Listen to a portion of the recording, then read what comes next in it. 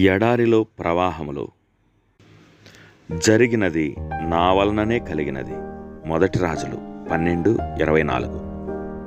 నా బిడ్డ, నేడు నీకొక వర్తమానమున్నది.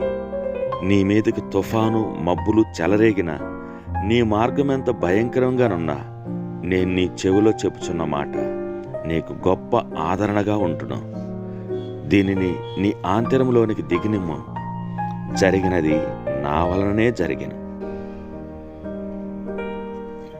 నీకు సంభవించినది ఆయన వలనే జరిగింది. నీకు సంభవించినదంతా ఆయనకు తెలుసని నీ వెరుగుదువా? నిన్ను ముట్టువాడు తన కనుగుడ్డును ముట్టినవాడని నీ ప్రభువు చెప్పుచున్నాడు. జకర్యా 2:8.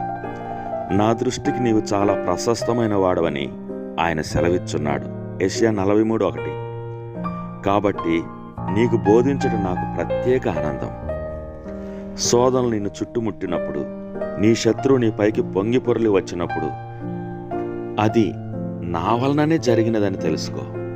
నీ బలహీనతలో నా బలమును గుర్తించుటకు, నీ పక్షముగా నేను పోరాడి గెలుచుటకును అట్లు రాణిస్తా. మనుషులు నిన్ను అర్థం చేసుకోలేదని, వారు నీతో ఆలోచించలేదని, నిన్ను లెక్క చేయకుండా దూరంగా ఉంచారని వ్యసనపడుచున్నావా? ఇది నా వలనే జరిగింది. పరిస్థితులకును నేను దేవుణ్ణై ఉన్నాను. నీవిప్పుడున్న పరిస్థితికి అకస్మాత్తుగా రాలేదు. నీ కొరకు దేవుడు ఉద్దేశించిన స్థలముకే వచ్చావు. అనకువ దయచేయమని అడిగావు కదా, ఈ పాఠం నేర్పించే పాఠశాలలోనే పెట్టా. చూడు, నీ పరిస్థితిలో నీ తోటి వారు నా చిత్తం నీ పట్ల జరిగిస్తున్నారు.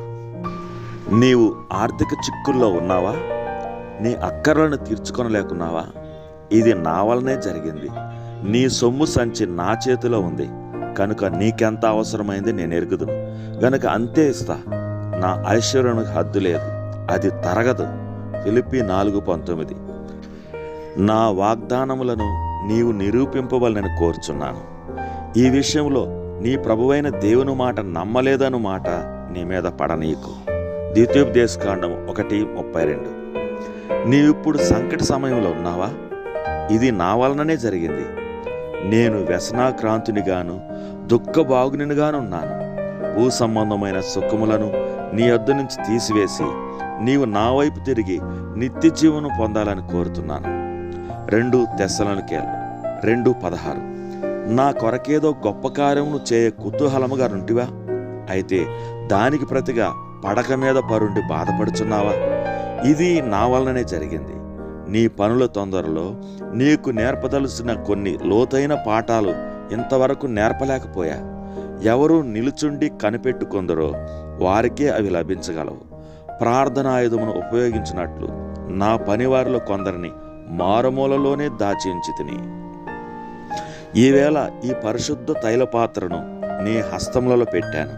ఉచితంగా దీన్ని ఉపయోగించు. నీకు సంభవించుతున్న పరిస్థితిని, నీకు నొప్పి కలిగించు ప్రతి మాట, నీ సహనమును సంహరించు ప్రతి పనిని, నీ బలహీనతను బయలుపరచు ప్రతి విషయమును ఈ పరిశుద్ధ తైలముతో అభిషేకింపు నిమ్ము. నా వైపు చూచుట నీకు అలవాటు అగుకలదే, వీటి ముళ్ళు విరిగిపోవు. ఇది నా వలనే జరిగినదని నీ రక్షకుడు అనుచున్నాడు. ఇప్పుడు నీకు అర్థం కాకపోవచ్చు, అయినా ఆయాసపడవద్దు. ఇవి నీకు అవసరమని నిన్ను ప్రేరేపించిన ప్రభువుకు తెలియను. అందుచేతనే వీటిని నీ యొద్దకు రానిచ్చి ఉన్నాడు. ఇది గ్రహించినప్పుడు, ప్రభువా, నీవు నడవని మార్గము నా ముందర లేదు. నిన్ను అపార్థం చేసుకున్నందుకే మన్నించు. అది నీ కృప వలనే కలిగినది. నా మేలు కొరకే జరిగించావు. ప్రతి పరీక్షకు నీ కృప నాకు సరిపోయింది. అది ఎలాంటిదైనను నీ మార్గమే నాకు శ్రేష్టం.